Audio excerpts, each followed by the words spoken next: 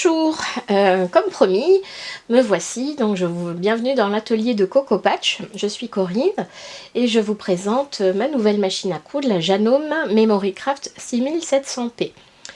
Vous savez que je voulais changer de machine depuis un certain temps, encore faut-il avoir le budget et surtout trouver le modèle qui nous convient par rapport à nos besoins. Mes critères de recherche étaient de trouver une machine sans trop d'électronique qui puisse vraiment m'aider à faire du patchwork et notamment du quilting. Et là, déjà quelques astuces, rien que sur la présentation de cette machine. Vous voyez la taille ici disponible dans le bras. Donc vous avez 24 cm, c'est très haut aussi, donc on peut vraiment rouler la partie du kit dont on ne veut pas se servir.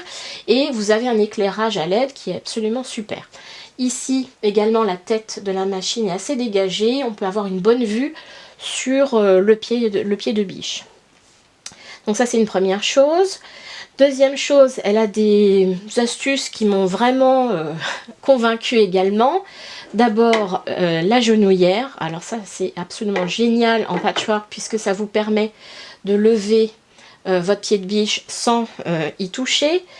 Ensuite, vous avez l'enfilage automatique. Alors ça, je découvre aussi, j'avoue, c'est super.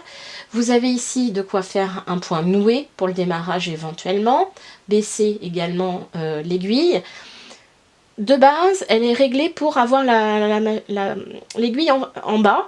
Et c'est plutôt pas mal en patchwork quand on a à changer de sens, notamment de couture. Vous avez aussi ici de quoi couper le fil, et ça c'est absolument génial aussi quand vous faites beaucoup de chain piecing par exemple. Vous pouvez ici régler la pression justement de votre pied de biche, donc ça c'est plutôt pas mal. Le réglage de la tension se fait encore de façon mécanique, donc moi j'aime bien, enfin voilà, ça me perturbe pas trop. Pour les accessoires, je dirais vraiment patchwork qui étaient disponibles. Donc ils étaient assez nombreux, rangés donc dans cette boîte. Vous avez des pieds quilting vraiment patchwork. Donc le premier évidemment ici qui a directement votre marge de couture d'1/4 d'inch. Vous avez, très intéressant, le pied double transporteur. Donc chez Janome il s'appelle Accuflex. Et il existe en version un petit peu plus étroite en option. Ensuite, le pied à piqué libre. Ici, vous avez avec la semelle fermée. Et vous pouvez régler là aussi la hauteur par rapport à l'épaisseur de votre molleton. Vous avez un pied aussi en plastique transparent.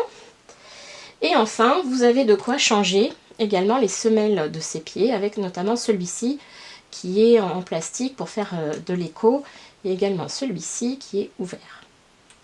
Voilà. Autre pied qui est très utile souvent, c'est vraiment le petit pied classique couture, qui se met avec une plaque particulière.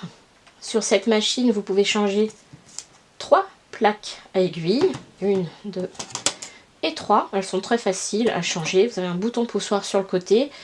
Le pied de biche se remonte très haut, donc ça aussi c'est plutôt pas mal pour le patchwork quand on a à charger son top avec son molleton, et il se renfonce très facilement. Ce qui m'a beaucoup plu également, c'est l'enfilage, enfin le chargement des canettes, le bobinage des canettes qui se fait en hauteur, ici, voilà, et vous avez le bouton ici, donc c'est indépendant de la couture, c'est-à-dire vous avez votre fil qui est déjà installé pour coudre, et pendant ce temps-là, vous pouvez aussi faire vos canettes sur le côté en hauteur. Donc ça, moi j'avoue que quand il ne faut pas tout défaire sur le parcours de la machine, j'adore. Donc j'ai pu déjà un petit peu la tester en termes de couture d'assemblage, vous avez vu ça sur le blog ou sur Instagram. Il me reste à tester la version piqué libre, et j'ai vraiment hâte de m'y mettre, voilà. Sinon, pour celles qui veulent faire de la couture plus classique, bon, elle n'a pas de bras mobile, hein, par contre. Elle a une grande table d'extension, je vais vous la montrer après. Elle a des points très nombreux pour la broderie et même pour le patchwork, il y a de quoi faire. Donc tout ça se gère par le petit écran qui est là-haut et les boutons sur les côtés ici. Voilà. Donc c'est vraiment facile, on peut composer son motif de broderie très facilement. Donc j'ai été chez Janome, et c'est vrai que pour le challenge, bon, je cherchais des sponsors, j'ai été très bien accueillie chez eux.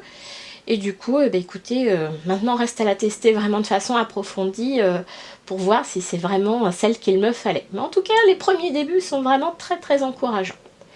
Voilà, j'espère avoir répondu à une partie de vos questions. Et je verrai si je refais d'autres vidéos. J'avoue, c'est un exercice pas facile du tout. Bonne journée!